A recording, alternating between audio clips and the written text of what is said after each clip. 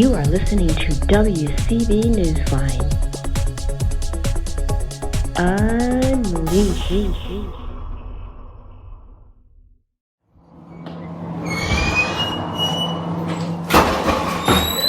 Okay, they already did their presentation. Damn. I wanted to speak to a docent or someone. I'm not happy being blind that you have these signs that saying that you can't touch anything. Well, I'm sure you have this one there that can come through. Come on, let's go talk to Ken. Okay. That's how you remove the top. Ken, right here. He's the guy. He's a much higher pay grade than me. Have anybody? I don't know if you have any docents or anybody that would want to take us through. I do appreciate any accommodations you have in that regard. Well, I can certainly help you out to some extent. Thank you. That'd be great. I can get you to 100%, but we can get you a whole lot better than nothing. Yeah. You want to try? Yeah. Okay. Yep. Yep. Okay. Well, why don't we start out with the crown jewel collection? He's on a little scooter, so we're going to follow him. Yeah. The Curtis Jenny. Let's see if this chain will drop. Yes. Dynamite. Okay, now this is the wire, one of the wires that supports the wings. Oh, there's together. So these are World War I.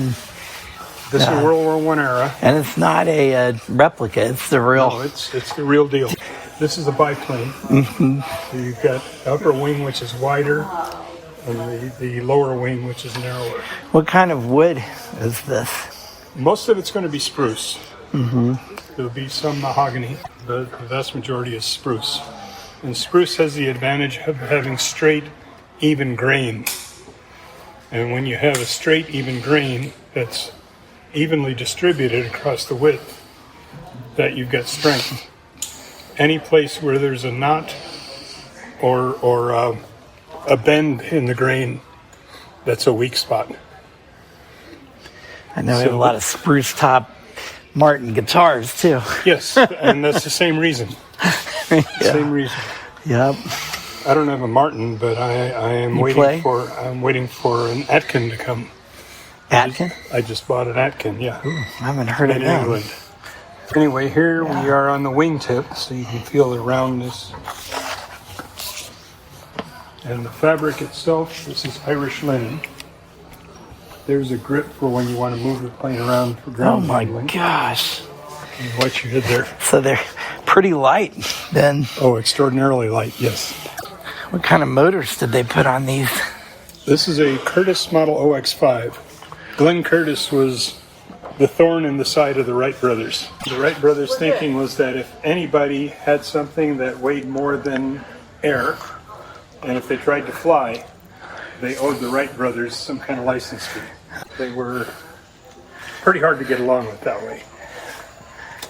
So they want to hold off about that far, because right behind your head is the propeller. I see. You want to be And very it's careful locked, when touching right? the propeller. Okay. God, I can't believe the shape this is in.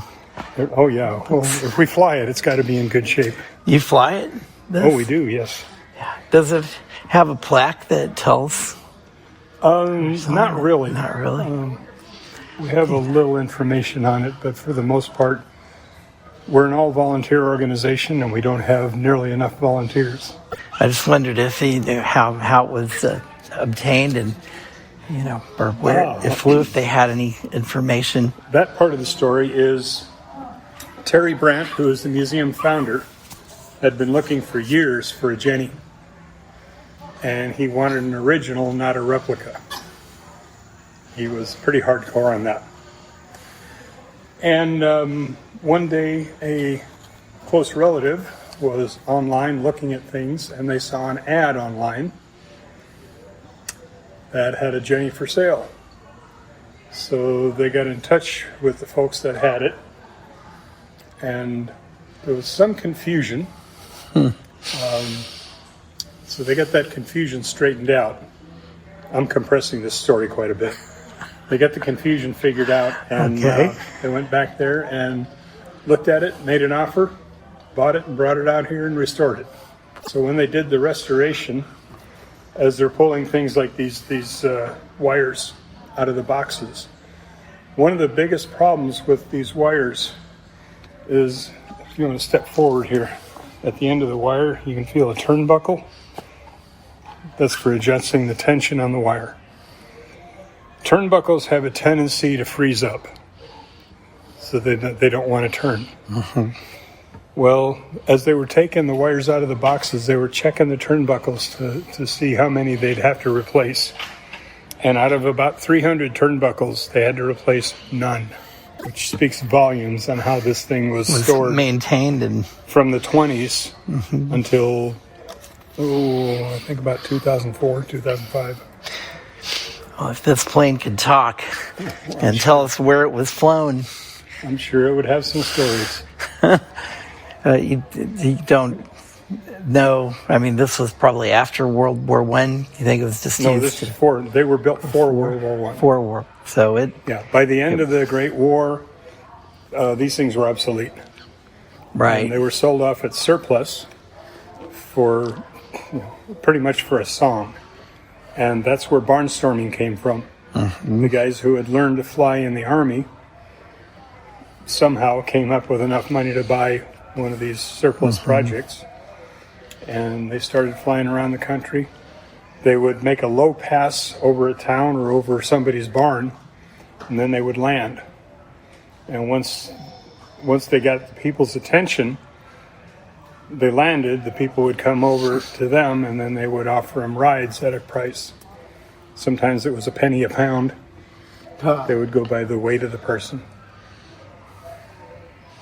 And how did you guys obtain the building here?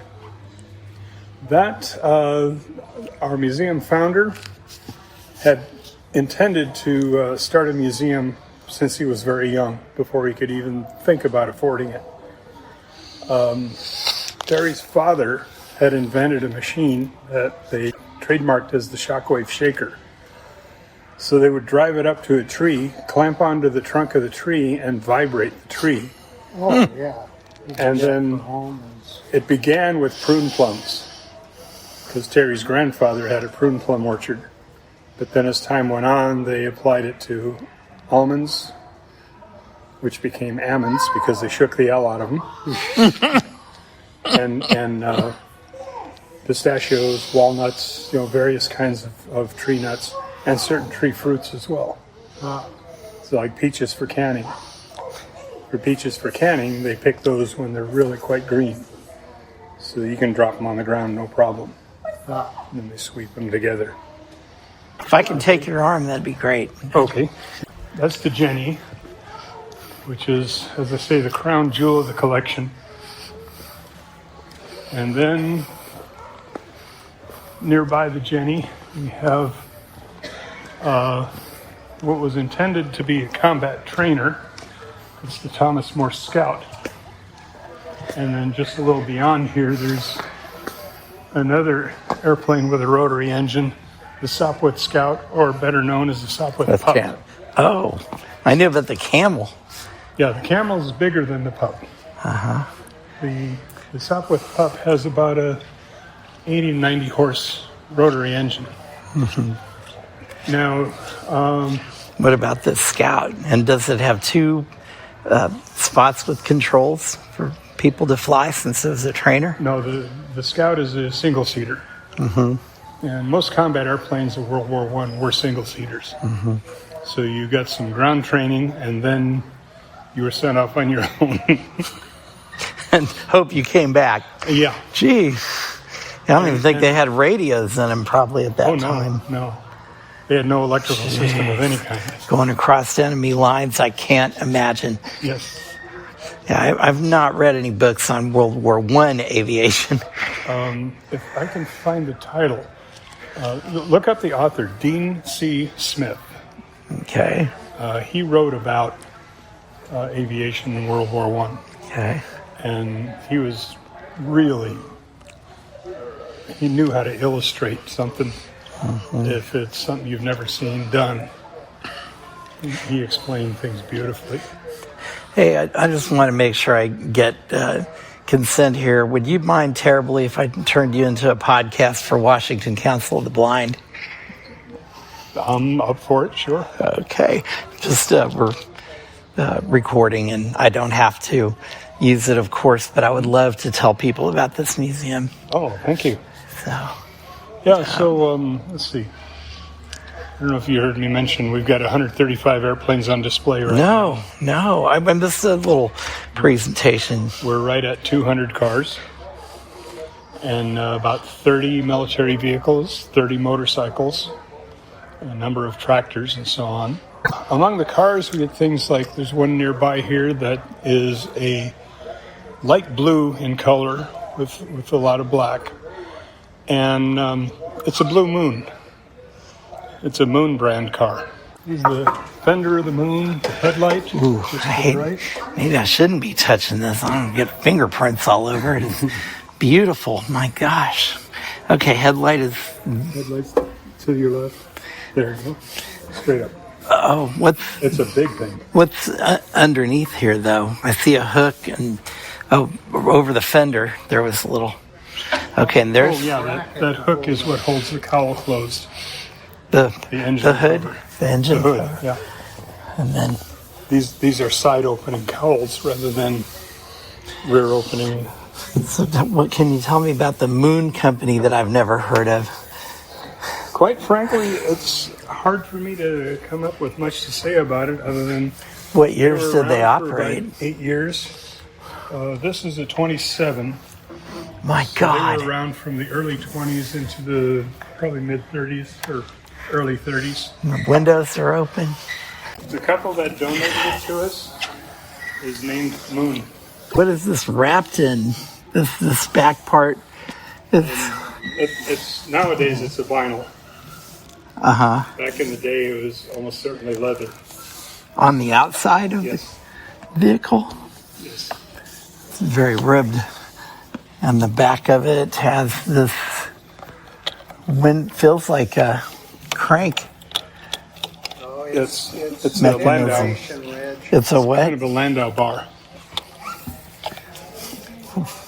It's a decorative feature. Ah. Kind of an S-shaped. And then And that's the trunk. that is When the you hear the term trunk, they That's a real trunk, just bolted onto the back of the... yeah, there was a rack on the back of most cars. And then they would put their steamer trunk. Is this for the gas back here? I see a valve, a cap next to the trunk. That's the fuel tank. So the fuel tank's at the back. And then the spare tire is mounted on the very back. And The bumper. That's a vinyl cover too, right? Yes. That's probably new, yeah. The bumper actually has a gap, which is where the spare tire is mounted. I see. So the bumper feels like... Is that the bumper? That's the bumper, yes. Kind of reminds me of the cow catcher on the railroad That's pretty much how they operate it, too. cars. Over here, we're at a Curtiss Wright Model 12. Go straight ahead there. Any idea who made their motors? Or That's a Kenner engine. never heard of them, they must be gone. Actually, the company is still around, but they're not building engines anymore. The rotary engine on airplanes is nothing like the Wankel. I built one of those as a kid out of a... Fasten the crankshaft to the airframe and then spin the engine around it. That's how a rotary engine operates on airplanes. It's not an internal rotor. It's the engine is the rotor. The engine is the rotor. Fascinating. If you may have seen or you may have heard an old movie where the airplanes are flying and you hear the burp, burp, Yeah. burp. Okay, that's a rotary engine. And the reason for that is you can't throttle a rotary engine. It's just not doable with the technology they had at the time. So what they did on the control stick, they had what they called a blip switch. And that would cut out the ignition. So you Little scary. yeah, so you had full power or no power. Oh my So they gosh. would cut off the ignition for a couple seconds at a time, and that's how they reduced power. And then underneath, under the center part of the landing gear on this airplane, there's a generator that operates as you're moving through the wind, through the air. And if you're not moving, the little prop on that generator isn't spinning. But once you do get moving, then it generates a little bit of electricity, and typically only enough for a few lights. There are no self-starters on most of these airplanes, so you pull the prop to start. So that's where they come out and swing the propeller for Yes. you. The crew. They'll kick their ground leg up crew, yeah. and then pull down on the prop while they're kicking their leg back. And the reason they do that leg kick is as the leg kicks back, it moves them away from the propeller. So that's a safety trick. Okay, if you want to reach forward here, this is the leading edge of the wing. This is, they call them flying wires, but they're actually just a shaped extrusion that has the same function as the wound cable. And then on the strut here, at the front of the strut, you feel a couple of tubes here. Yes. Okay, those tubes come up to the pitot. For your airspeed, as they're flying along, the faster they fly, the more pressure forms inside the pitot tube. And that goes to an instrument. That higher pressure indicates higher airspeed, lower pressure, lower airspeed. So that's what this is for. And they have it out away from the engine and propeller. So that it'll be accurate to the... Yes, That's because the amazing. propeller blowing the air out will affect it.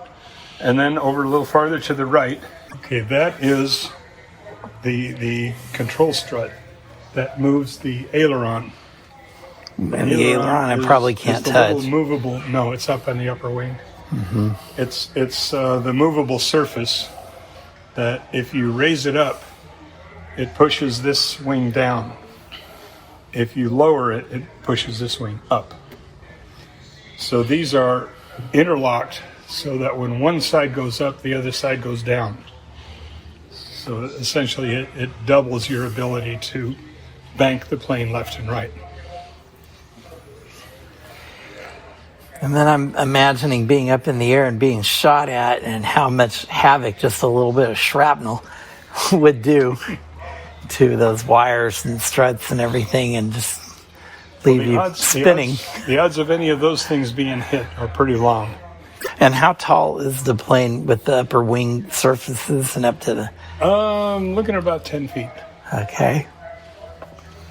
And these are all what they call conventional gear, or colloquially we call them tail draggers. So you've got the main gear up at the front, and then the fuselage of the airplane is kind of tilted down. And at the rear end, there's either a tail wheel or there's a tail skid. If they have a tail wheel, then they're usually suitable for taking off and landing on paved surfaces, paved runways. If they have a tail skid, you want to do your takeoffs and landings from the grass.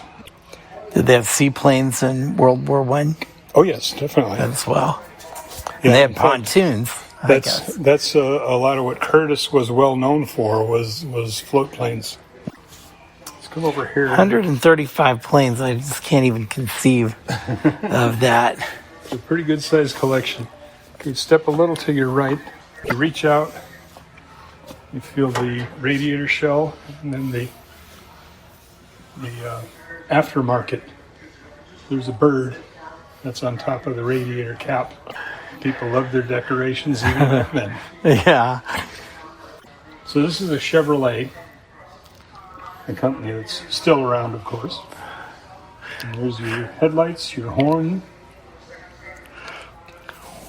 There's... Headlights are rather large. Gosh. This is 1920s also, I take it? 31. 31. And here's another airplane with a radial engine. Now, do any of these cars have like a descriptive, information or? We don't have much for the cars. We have a book up front for the airplanes. That's the prop. Yeah, this is a metal prop.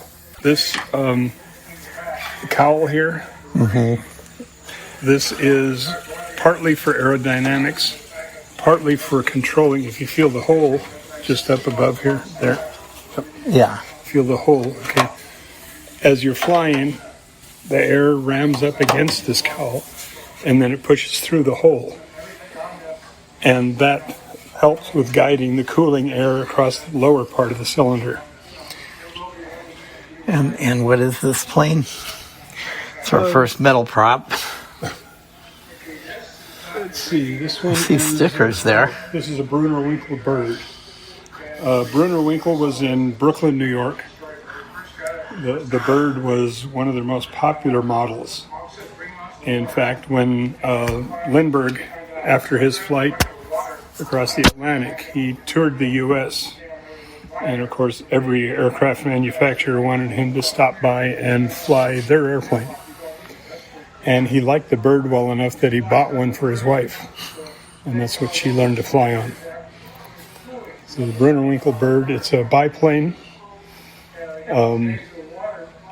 It's a 3-seater, so the pilot sits in the rear seat, and then the 2 passengers in the front seat. And the reason for that is if the pilot's in the front, his view is blocked overhead by the wing. So they always put the pilot in the rear cockpit. I did not know this.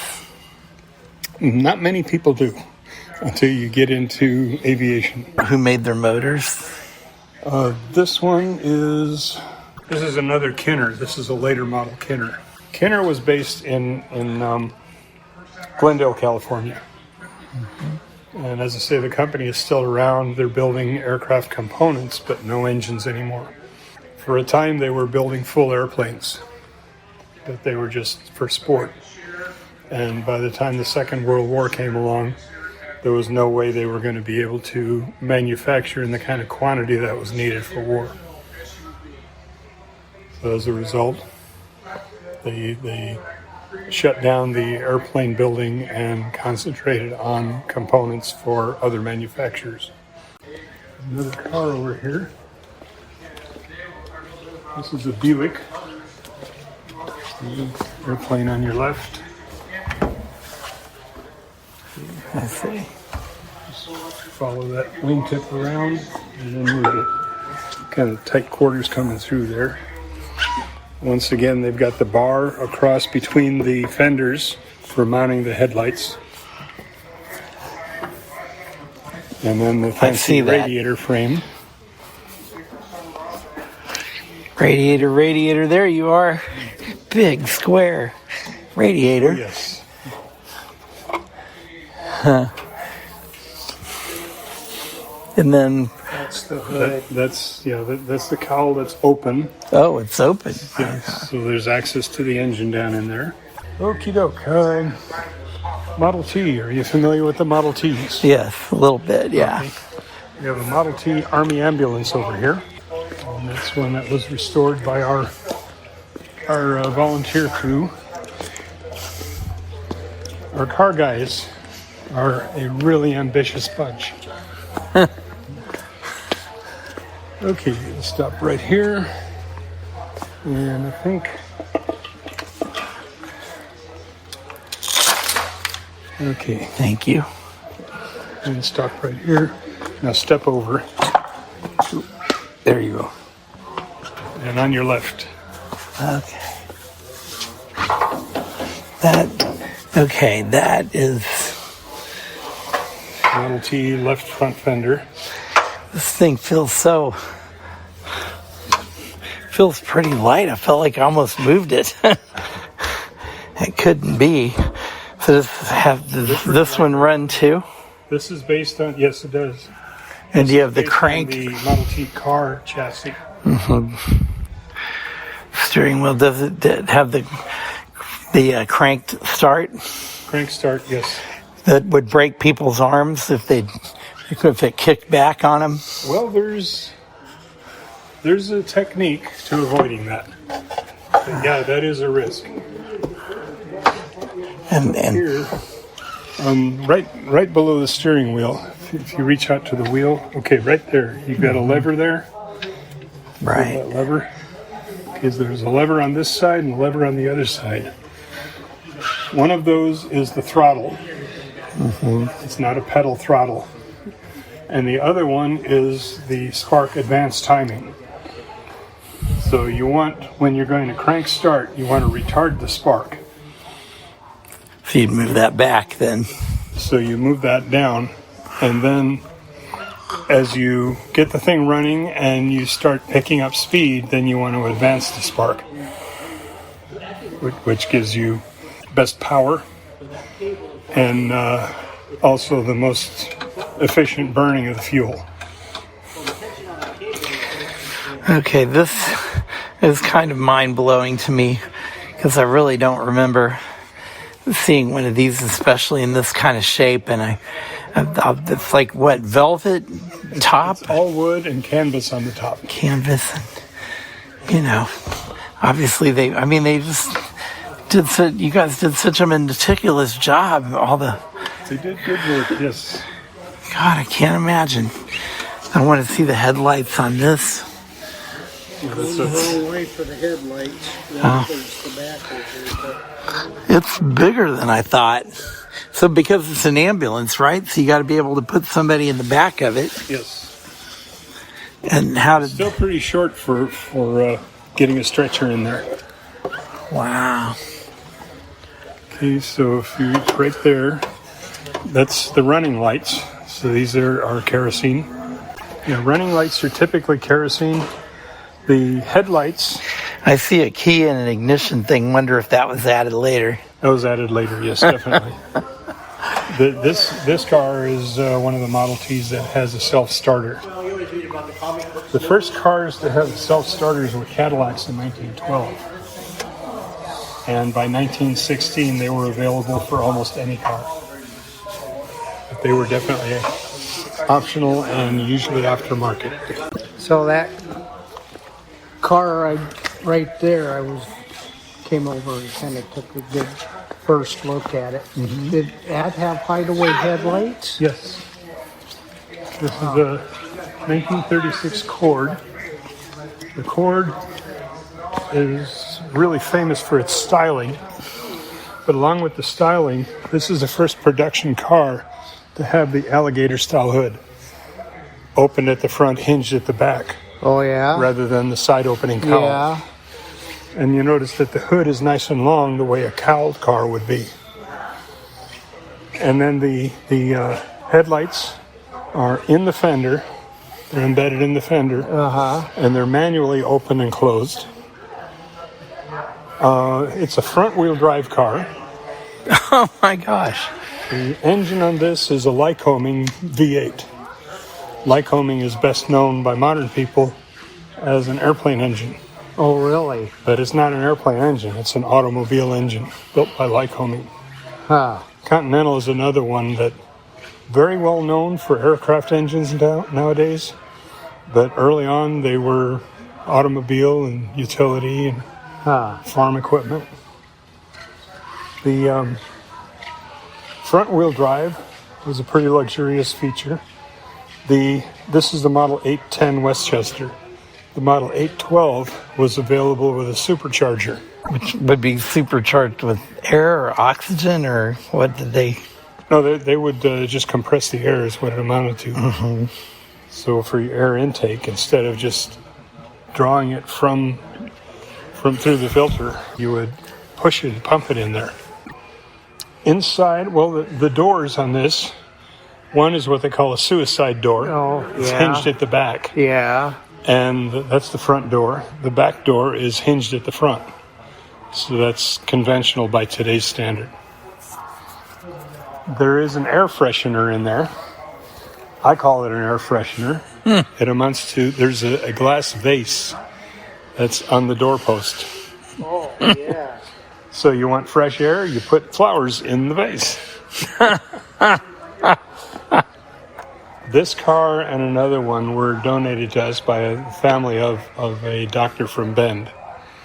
And he used to drive this car every day. This was his daily driver. Really? And a number of the other doctors at that hospital told him, that's too valuable a car to drive every day. You need to park that thing, man. And he finally got tired of it. He parked it, and he drove something that was equally valuable. He didn't just want to have them. He wanted to enjoy them. Any Packards? Yes, we have a couple of Packards. In fact, we can get to one fairly shortly here. Okay. Okay, so this is the front door of the Cord. Yes. And like you said, I love those window handles with the big round knobs on them. Oh, yes. Yeah. And No electric windows back there. leather interior. Yes. Leather interior. The seats are what they refer to as bench seats. So it's one surface all the way across instead of having two separate buckets. Up here below the... Ooh, I like these, whatever, fins on the over the fenders. In this case, they're decorative. Jeez, yeah. Bring your hand up this way. I think it would. Right there, you can feel those A little door. vents. Ah, So you can raise those from inside to get air circulation. nice. And for a car as large and as fancy as it is, they have the daintiest little windshield wipers. Yeah.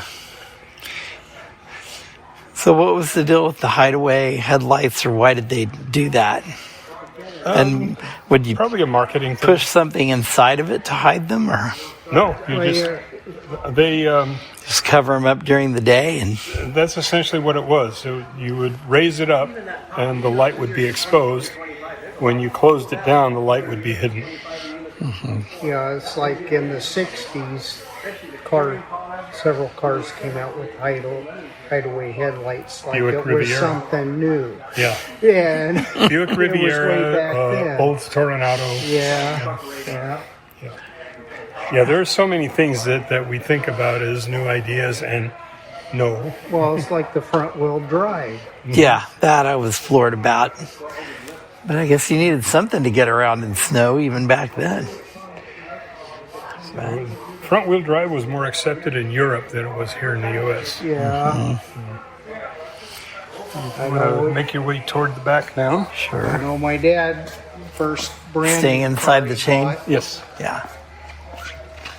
ended up with a Chevrolet open up Caprice this one. because he didn't want rear wheel drive or front wheel drive.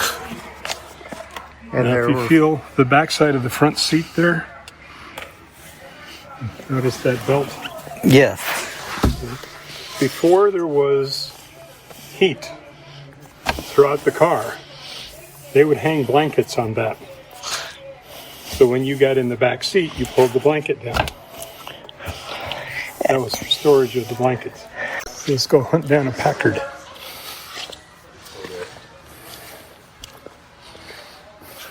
So how's it you keep all these companies and motors and things like that in your head? Well, I've been here since opening day, so I've been here almost 19 years. And as you get to talking about things, it helps to remember them. I saw you had some 1920s music playing over there. That's one of our videos. Right next to where we are, there's a travel air from about 1928 or 9, I believe. This was the first airplane that was bought by the state of Idaho for official use. And we got this as a project about 3 years ago. And we finished it and flew it for the first time 2 years ago.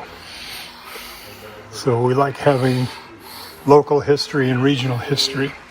Across the way there on our left is a row of airplanes. All 6 of them are mail-carrying airplanes. 5 of the 6 are early Stearman airplanes. I've heard of them. Stearman is a biggie, yes. Lloyd Stearman, his name is involved in everything aviation. He's incredible. And he finished up his career working for Lockheed Aircraft. Okay, so we're at the front end of the Packard. Spare Tire on the front? There's a spare tire on each fender. Wow, okay. And there's a socket in the fender that the tire sits in. And then on top of the tire is where they strap the rear view mirror.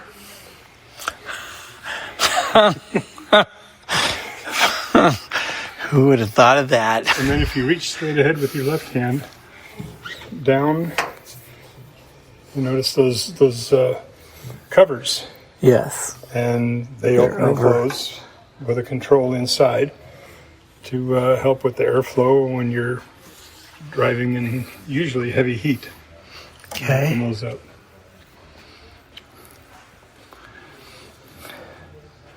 And then the hood's open here. And then this is the wind wing. That's to deflect the wind so you don't get blasted in the face as you're driving along. Yep, I remember those on our old cars, but they weren't nearly as heavy duty as that. Oh, no. The Packard was a really high-end car. So if you reach across the back of the front seat there, that's the blanket I was talking holder about because no heat. a lap blanket. This would have been like 1930. Instead of a strap. That's because it's a high-end car. Yeah. And it's even got a footrest in the back seat. One of the stories that the donor told us about this car was back in somewhere in the 30s. The car was in New Hampshire, and they drove it from New Hampshire to Minnesota in January. The car has no heater. It's also a drop top. It's a Phaeton, so there are no side windows. So they have side curtains that button on. Bring your hand over here. Okay, you're right there. You feel that knob? Yeah. Okay, that's where the curtains would snap on. So you have kind of a clear curtain that you snap in place, and it's drafty as all get out. Yeah. And I try to imagine New Hampshire is cold, Minnesota is cold, everything in between is cold. That must have been quite the drive. Yeah. And then you notice down below where you've got a Running board. running board. Yeah. Nice running boards like they ought to be. Let's go around the other side of the tri-motor. All right.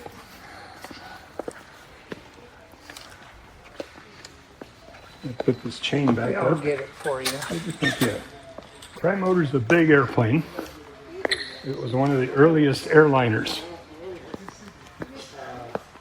This one was built in 1929, so it's 97 years old. The luggage storage is actually in the wing, and this wing is really deep. It's about 3.5 feet deep. So they put the luggage on this rack, and then the rack closes up and latches in place, so all the luggage is inside the wing. Never heard of that. Cool. Yeah. Okay. Is that like electric motors pull that up? Or Not a do they chance. Crank it. You're cranking. You're pushing. You're pushing and you're cranking. Oh, man. Okay, so now we come to the boarding door, and you can feel here, right there, how oval shaped it is. Yes. Total Okay. oval shaped, and then they obviously have the rope across there for good reason. Yes. And so this is the whole passenger cabin, Yes, it is. and then is the there's pilot in the back or the front? The seats are along the left and right side, so you've got a narrow aisle that you wrestle your way up. Mm-hmm. The pilot is all the way up at the front. Our policy with this airplane is we fly it with two pilots. As far as regulations go, you can fly it with a single pilot, but we're belt and suspenders kind of folks. Yeah. Now, next to the door here, And we got a person here, statue there's of a mannequin there, captain. He's got 4 stripes. That's a Pan American badge, wings badge he's got on. Okay. So Pan American is Nice the uniform. paint job that's on here. It's a genuine uniform. And then if you reach straight out here, you feel that corrugation.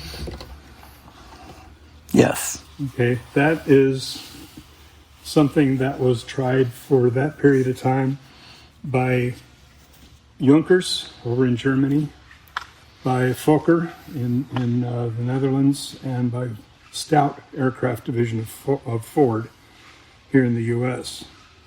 The metal skin itself is only about 15 thousandths thick, so it's really quite thin. But by corrugating it that way, it adds a tremendous amount of strength. I've never seen a plane with corrugated sides before. Well, there's another one. So you feel the control wires there? Yes. So when the upper one, the one way up above, that's the rudder. And then the lower one here is the elevator. So with the elevator, you're pitching the nose up and down. So if you want to climb, you add power, you give it a little bit of up elevator. So you said the metal skin that's riveted here is very thin, and what's underneath that? Just empty space for the most part. Oh. There's a structure there that you rivet to. Yeah. But for the most part, it's empty space. Is it like aluminum or wood? It's all aluminum. Yeah. That's a huge plane. It is. Okay, right here, we're alongside the horizontal stabilizer. And then here's where it's hinged. And this is the elevator. See if I can... Yeah, the movable part of the tail, as you said. Yeah. Raise up and down to depending on if you're climbing or drop. Yeah. Climbing, descending, or just balancing. Mm-hmm. There were 199 Ford Tri-Motors built. About 75 of them were the bigger engine version like we have, and the rest were the smaller engine version. Our engines are 450 horsepower each. The smaller version is 250 each. Wow, big difference. Yeah. They were used for passenger transport. This one, they experimented with using it for firebombing. When this was first built, it spent its first 2 years on floats. So it was a float plane. Huh. And that was a factory demonstrator during that time. Well, Ken, I cannot thank you enough for this experience.